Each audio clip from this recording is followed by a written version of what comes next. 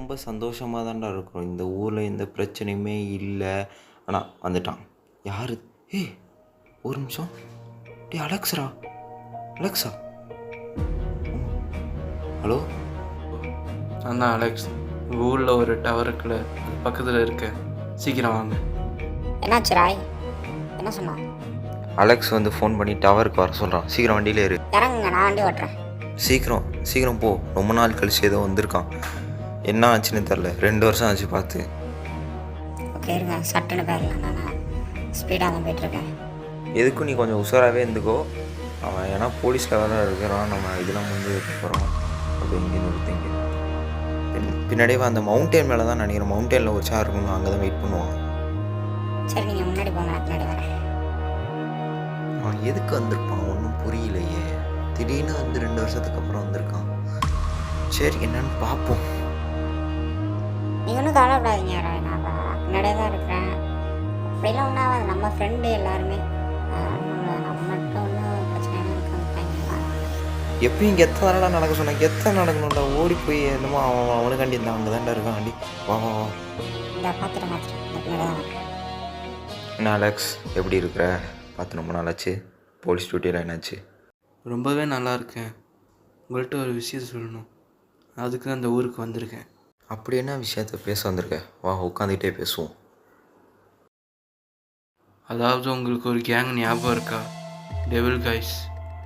எனக்கு நல்லாவே தெரியும். இப்போ ஏன் அவங்கள பற்றி இருக்கிற? நீ சொல்ல வேண்டிய விஷயத்த கரெக்டாக சொல்லு.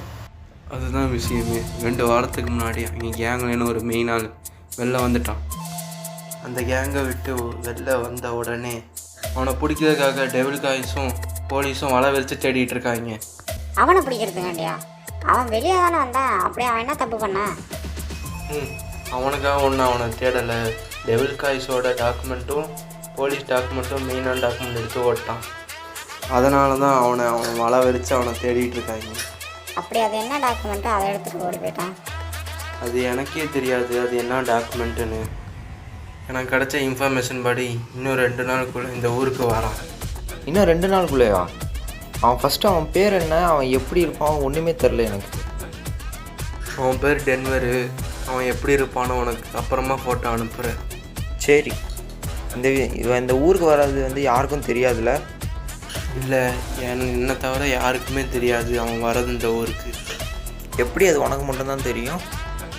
போலீஸ் டிபார்ட்மெண்ட்டுக்கு ஒரு மெயில் வந்துச்சு டென்வரை பற்றி. அதை பார்த்து நான் படித்த உடனே டெலிட் பண்ணிட்டேன்.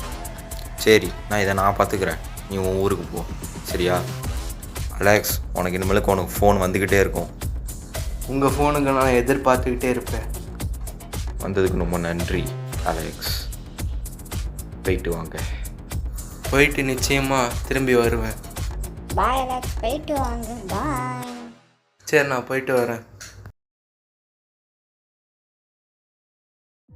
பாய் பாய் அலெக்ஸ் போலீஸ் அங்கிள், பாய். டேய், இனிமேலுக்கு நம்ம கொஞ்சம் சீரியஸாகவே இருக்கணும், சரியா? உட்காரு. கொஞ்ச நேரம் உட்காந்துட்டு போவோமே. இன்னும் 2 நாளில் நம்ம நீனும் நானும் உஷாராக இருக்கணும். எப்போனாலும் அவன் வருவான். நல்லா இன்றைக்கி 2 நாள் தூங்கு. நாளைக்கு பார்ப்போம் நம்ம. என்ன சொல்கிற? சரி ராய், நான் பார்த்துக்கிறேன். போயிட்டு வாங்க.